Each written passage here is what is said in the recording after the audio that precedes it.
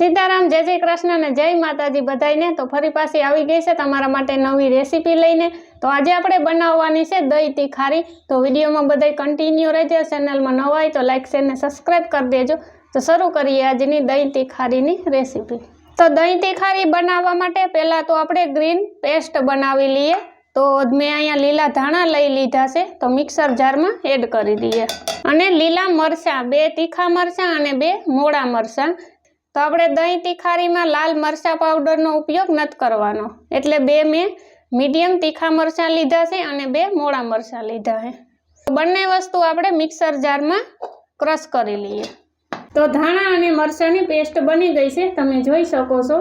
आने हवे आपणे थोड़ी वार माटे साइड में मूकी दीए। तो हवे आपणे ग्रीन दही तीखारी बनाववानी तैयारी करीए। मैं अहींया कढ़ाई में 3 થી 4 नानी चमची जेटलुं तेल लई लीधुं छे। तो तेल आपणे गरम थवा दईए। तो तेल आपणुं गरम थई गयुं छे। हवे आपणे 1 चमची राई एड करी दीए। तो राई फूटी जाय त्यारबाद 1 चमची जीरुं, मीठा લીમડાની દાળખી, त्यारबाद अर्धी चमची हींग।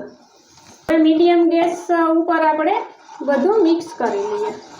તો બધી જ વસ્તુ સારી રીતે સતળાઈ ગઈ છે। હવે જે આપણે ગ્રીન પેસ્ટ તૈયાર કરી હતી તે આપણે એડ કરી દઈએ અને ગેસની ફ્લેમ મીડિયમ રાખવાની જેથી કરી અને આપણા મસાલાનો સ્વાદ જળવાઈ રહે।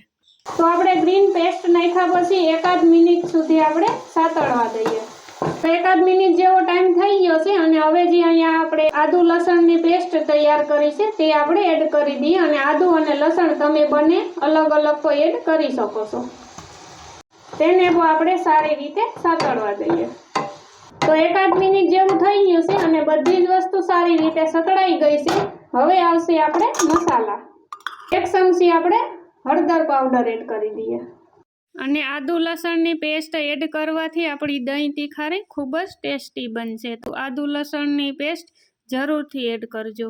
હવે આવે છે સ્વાદ અનુસાર નમક। તો નમક તમારે મસાલાની પેસ્ટમાં જ એડ કરવાનું છે। જો તમે દહીં એડ કર્યા પછી ઉપરથી નમક એડ કરશો તો આપણું દહીં ફાટી જશે। અને હવે આપણે એડ કરીએ કાસું જીરું। કાસા જીરાનો સ્વાદ એકદમ ટેસ્ટી આવે છે તો આ જરૂરથી ઉમેરજો।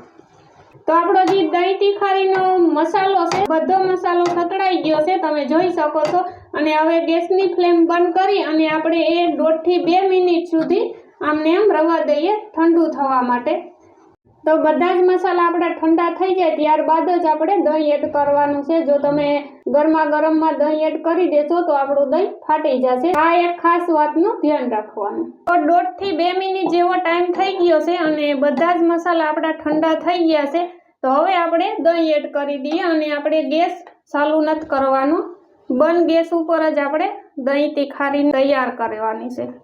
जो तमे गैस चालू करशो तो मैं कीधुं ई प्रमाणे आपणुं दही फाटी जशे। हवे बधी वस्तु आपणे सारी रीते मिक्स करी लईए। तो हवे दही तीखारी आपणे बधा मसाला साथे मिक्स करी लईए। तो दही फाट्या वगर आपणी दही तीखारी थई गई छे तैयार तमे जोई शको छो અને ખૂબ જ સરસ સુગંધ આવે છે। જોતા જ ખાવાનું મન થઈ જાય। તો આ હતી આપણી આજની દહીં તીખારીની રેસીપી। તમને કેવી લાગી કોમેન્ટ બોક્સમાં જરૂરથી જણાવજો।